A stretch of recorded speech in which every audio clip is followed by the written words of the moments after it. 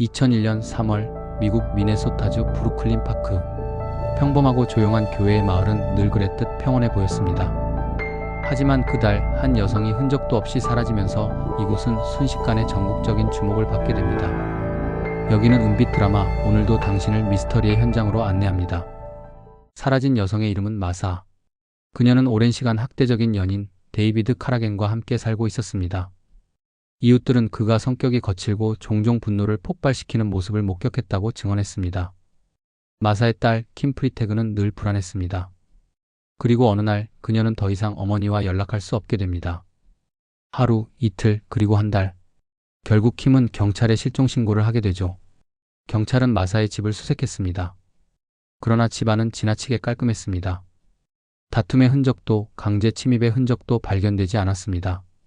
한 친구가 며칠 전에도 문자 메시지를 주고받았다고 말하면서 경찰은 처음엔 단순 가출로 사건을 판단했습니다. 하지만 딸 킴은 강하게 반발했습니다. 엄마가 가족을 피해 숨을 이유가 없다. 문자도 엄마답지 않다. 조사가 길어지면서 경찰은 다시 마사의 집으로 돌아와 연인 데이비드를 신문했습니다. 그는 차분한 태도로 마사와는 이미 헤어졌다. 다른 남자를 만나고 있다. 라고 주장했습니다.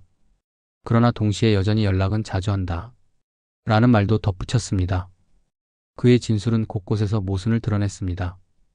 더 충격적인 것은 그가 마사의 이름으로 임대료 수표를 위조해 사용한 사실이 밝혀졌다는 점입니다. 마사가 여전히 살아있는 것처럼 꾸미려 한 흔적이었습니다. 경찰의 의심은 점점 커져갔습니다. 그리고 마침내 사건을 전환시킬 중요한 단서가 등장합니다. 바로 이웃의 신고였습니다. 며칠째 뒷마당에서 이상한 악취가 납니다. 그리고 며칠 전 데이비드가 화덕에서 뭔가를 태우더군요. 경찰은 즉시 화덕을 조사했습니다. 그리고 그곳에서 기괴한 흔적을 발견했습니다. 그러나 그것은 예상과는 달랐습니다. 불에 탄 뼈 조각이 있긴 했지만 감식 결과 그것은 사람의 것이 아니라 동물의 것이었습니다.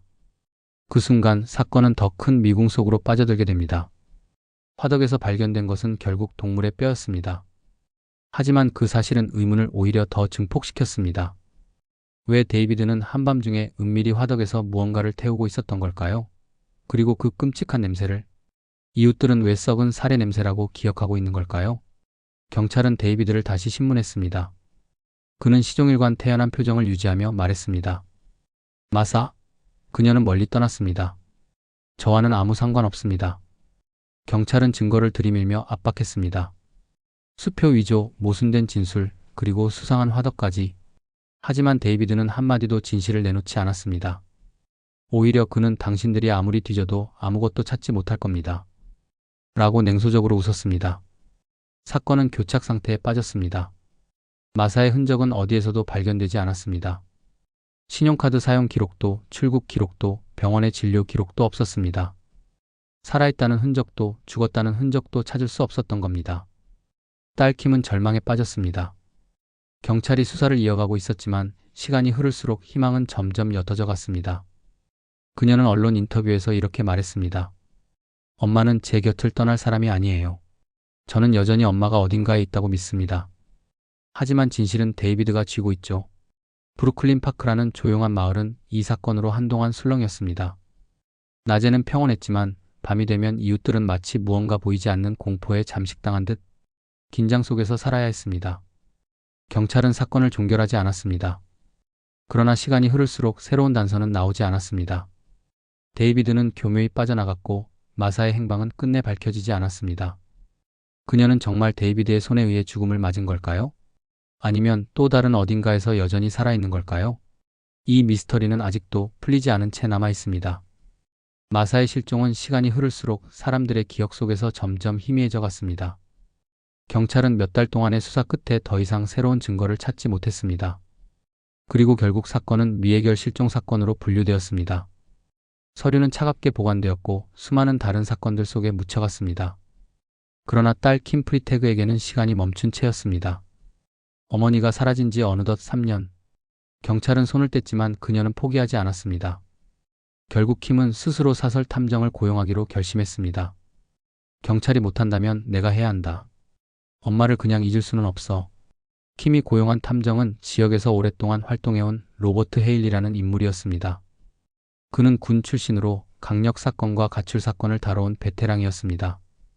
그러나 이번 사건은 그에게도 쉽지 않은 도전이 될 수밖에 없었습니다. 이미 3년이란 시간이 지나버렸기 때문입니다. 로버트는 먼저 경찰 기록을 면밀히 검토했습니다. 사건 당시 수사 기록, 신문 조서, 화덕에서 발견된 뼈의 감식 결과까지. 그리고 그는 곧 한 가지 점에 주목했습니다. 화덕에서 발견된 뼈가 동물의 것과 DNA를 감식할 수 없는 뼈가루가 있었음에도 불구하고 경찰은 데이비드를 강하게 의심한 나머지 다른 가능성들을 충분히 검토하지 않았다는 사실입니다. 그는 곧장 마사의 옛 지인들과 이웃들을 찾아 나섰습니다. 이웃 중 한 명은 그날 밤을 또렷이 기억하고 있었습니다. 전 그날 새벽에 이상한 소리를 들었어요. 마치 누군가가 고함을 지르는 듯한, 아니 비명 같은 소리였죠. 하지만 너무 짧게 들려서 그냥 싸움인가 보다 했습니다. 경찰은 당시 이 증언을 큰 비중 없이 넘겼습니다. 하지만 로버트는 이 부분을 다시 깊게 파고들었습니다. 또 다른 친구는 이렇게 말했습니다. 마사가 실종되기 전날 밤 저에게 문자를 보냈어요. 내일 큰일이 생길지도 몰라. 무섭다. 그렇게 적혀 있었죠. 하지만 경찰은 그 문자를 단순한 불안감의 표현이라고 치부했습니다. 탐정은 수사 당시 수집된 휴대전화 기록도 다시 분석했습니다. 마지막으로 잡힌 마사의 휴대전화 신호는 브루클린 파크의 집 근처가 아니라 그곳에서 20km 떨어진 한 외곽 지역에서 잡힌 것으로 나왔습니다.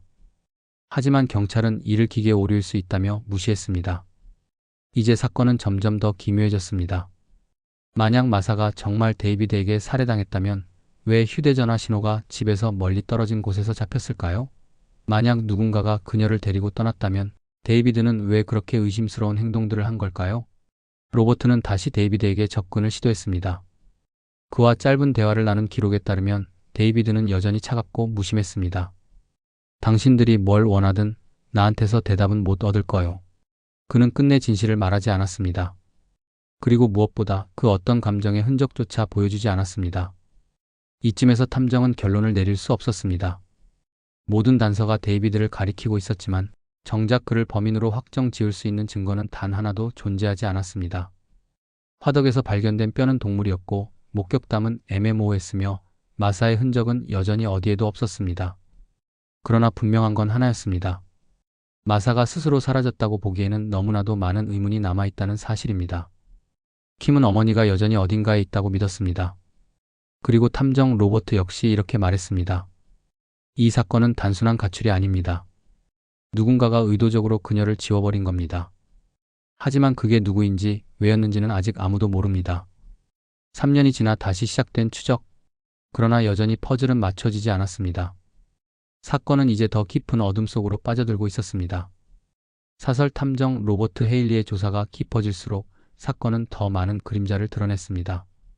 그는 사건 당시 경찰 기록과 증거들을 다시 들여다보았고 곧 깨달았습니다. 경찰은 결코 손을 놓지 않았습니다. 오히려 많은 단서를 추적했지만 그 어느 것도 결정적인 증거로 이어지지 못했던 것이었습니다. 첫 번째는 이웃의 증언이었습니다. 마사가 사라지던 밤 근처에서 짧은 비명 같은 소리가 들렸다는 것이었습니다. 경찰은 이 증언을 토대로 주변 주민들을 광범위하게 조사했지만 같은 시간대에 여러 사람이 공사장에서 들려온 금속 소리 같았다. 개들이 짖는 소리에 착각했을 수 있다고 말했습니다. 결국 증언만으로는 법적으로 확실히 입증하기 어려웠습니다. 두 번째는 정체불명의 검은 SUV 차량. 마사의 집 근처에 며칠간 서 있었다는 주민들의 증언이 있었습니다. 경찰은 당시 CCTV를 확보했지만 번호판은 흐릿했고 차량 주인도 특정할 수 없었습니다. 더구나 그 차량이 실제로 사건과 연관이 있다는 증거도 나오지 않았습니다. 결국 수사선은 넓어졌지만 SUV는 미궁 속으로 사라졌습니다. 세 번째는 은행 기록이었습니다. 마사가 사라진 지 2주 뒤 그녀 명의의 계좌에서 소액의 현금이 인출된 사실이 확인된 것입니다. 경찰은 은행 CCTV를 조사했지만 화면 속 인물은 모자를 깊게 눌러쓴 채 신원을 특정할 수 없었습니다. 카드가 도용된 것인지 혹은 마사 본인이 사용한 것인지는 끝내 확인되지 않았습니다. 경찰은 이 사실을 기록해 두었지만 증거 불충분으로 결론 지을 수밖에 없었습니다. 그리고 가장 중요한 단서는 마사의 휴대전화 신호였습니다. 경찰은 통신사 기록을 통해 실종 당시 마지막으로 잡힌 신호를 확인했는데 놀랍게도 그것은 브루클린 파크의 집이 아니라 20km 떨어진 외곽 지역에서 잡혔던 것입니다.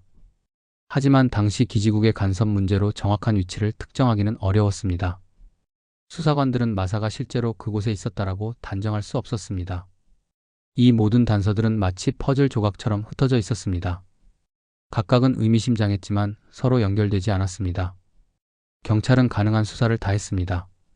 그러나 증거들은 모호했고 법정에서 데이비드를 기소하거나 유죄로 몰고 갈 만큼 강력하지 않았습니다.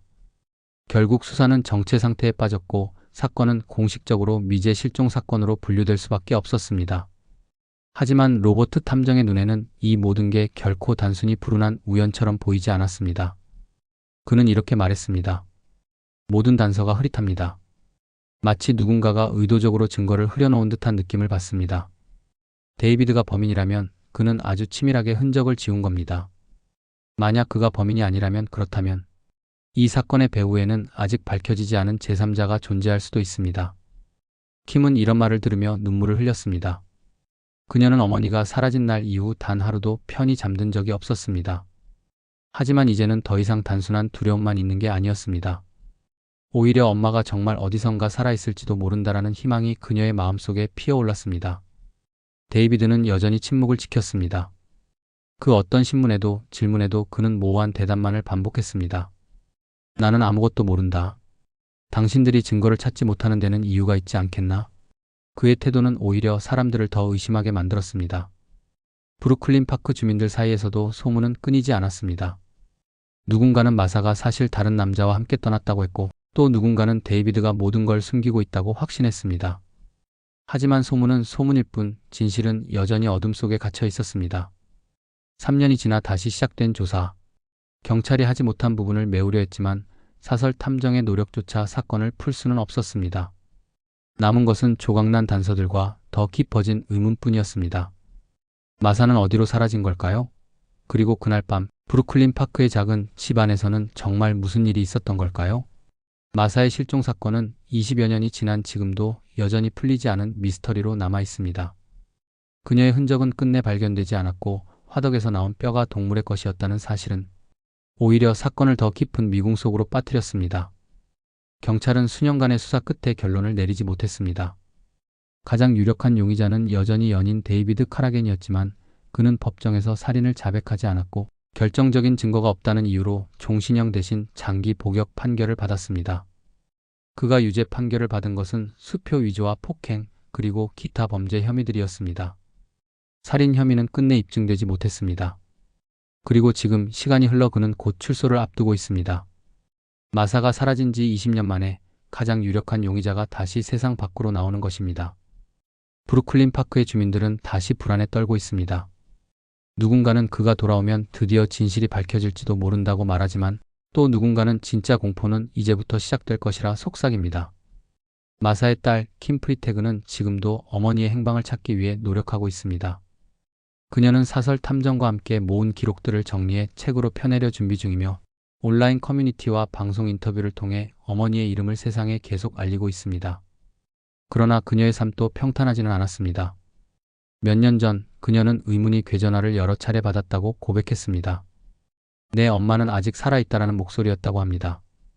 경찰은 장난 전화로 결론 내렸지만 킴은 그 목소리가 낯설지 않았다고 말했습니다.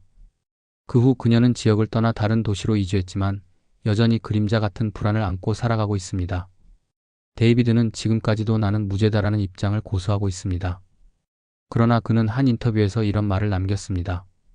사람들은 내가 뭘 숨기고 있다고 생각하죠. 하지만 진실은 당신들이 감당할 수 없을 겁니다. 그 모호한 발언은 오히려 더 많은 공포와 의문을 불러일으켰습니다. 현재까지도 마사의 시신은 어디에서도 발견되지 않았습니다. 그녀는 정말 데이비드의 손에 의해 사라진 것일까요? 아니면 그날 밤 우리가 알지 못하는 다른 무언가가 그녀를 삼켜버린 걸까요? 브루클린 파크의 작은 마을은 여전히 그날 밤의 기억을 지우지 못하고 있습니다. 주민들은 밤이면 불빛이 꺼진 마사의 옛집을 스쳐 지나가며 의심 어린 시선을 던집니다. 그리고 사람들은 말합니다. 진실은 여전히 그 집 어딘가에 갇혀 있다. 이제 데이비드가 출소를 앞두고 있는 지금 사건은 끝난 것이 아니라 어쩌면 다시 시작되는 것일지도 모릅니다. 여기는 은빛 드라마. 마사의 행방불명 사건은 아직 끝나지 않았습니다. 그리고 진실은 여전히 어둠 속에 숨어 있습니다. 오늘의 이야기가 흥미로웠다면 구독과 좋아요 부탁드립니다. 저는 다음에 더욱 미스터리한 이야기로 찾아뵙겠습니다. 감사합니다.